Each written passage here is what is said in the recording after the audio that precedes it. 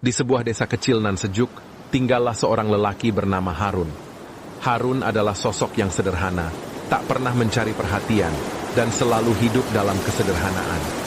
Pekerjaan sehari-harinya adalah menjadi petani kecil, mengurus ladang miliknya yang tak seberapa luas. Namun, di balik kehidupannya yang tampak biasa, Harun memiliki hati yang penuh cinta kepada Allah dan makhluknya.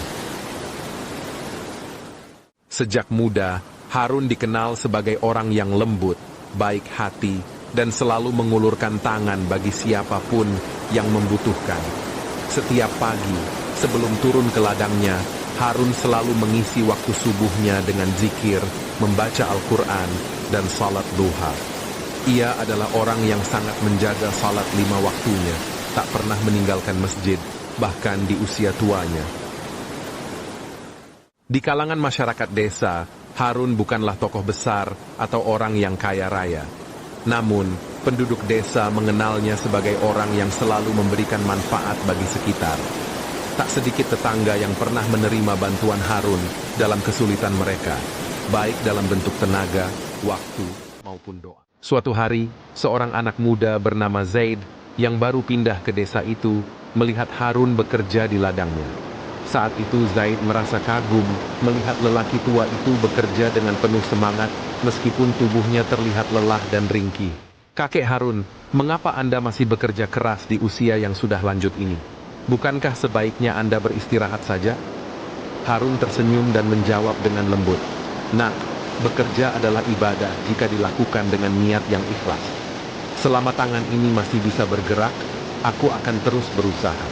Dan ingat, menolong diri sendiri dan orang lain adalah bentuk rasa syukur kita kepada Allah."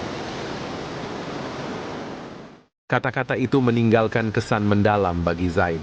Sejak saat itu, Zaid sering mengunjungi Harun, mendengarkan nasihat-nasihatnya, dan kadang-kadang membantu Harun di ladang. Di tengah-tengah waktu mereka, Harun selalu menyelipkan kisah-kisah penuh hikmah tentang kehidupan, tentang kesabaran, dan tentang pengorbanan. Waktu pun berlalu, dan Harun yang semakin tua mulai menunjukkan tanda-tanda kelemahan.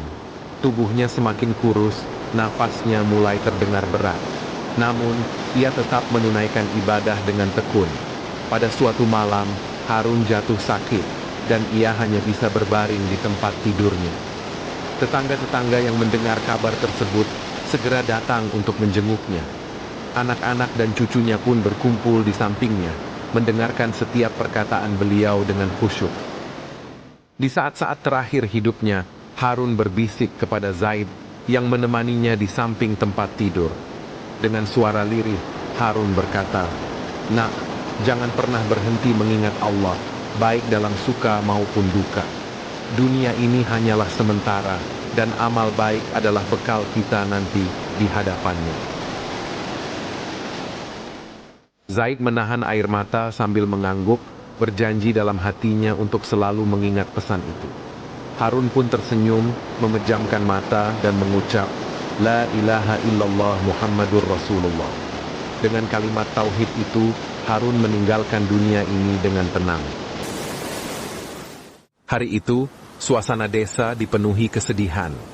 Penduduk desa berkumpul di masjid untuk menunaikan salat jenazah bagi Harun. Saat itu, tiba-tiba seorang ulama dari luar desa yang dikenal memiliki ilmu tinggi datang ke desa tersebut. Namanya adalah Syekh Abdullah. Syekh Abdullah mengatakan bahwa ia mendapat mimpi aneh yang memintanya untuk datang ke desa itu pada hari itu. Ketika tiba di masjid dan melihat jenazah Harun, Syekh Abdullah sejenak terdiam. Ia kemudian menghadap ke arah para jamaah dan berkata dengan suara pelan, namun penuh wibawa, "Sesungguhnya aku bermimpi semalam bahwa ada seorang hamba Allah yang sangat dicintainya dan akan meninggal hari ini. Malaikat Jibril memberitahuku bahwa jenazahnya akan disalatkan oleh 70.000 malaikat." Mendengar perkataan itu, semua yang hadir di masjid tersentak.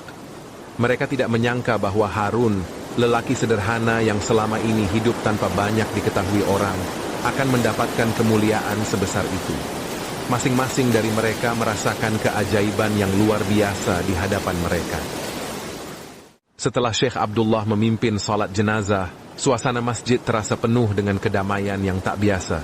Para jamaah yang hadir merasakan seakan-akan mereka berada di bawah naungan sayap-sayap malaikat.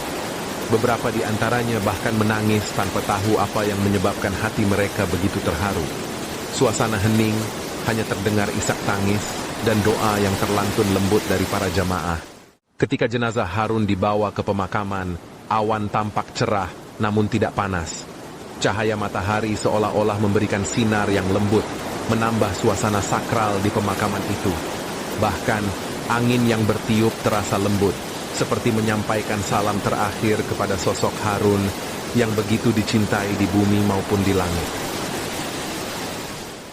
Setelah selesai prosesi pemakaman, Syekh Abdullah berdiri di dekat makam dan berbicara kepada seluruh hadirin. Wahai penduduk desa, ketahuilah bahwa Allah mencintai hamba-hamba yang tulus beribadah tanpa mengharap pujian dari manusia.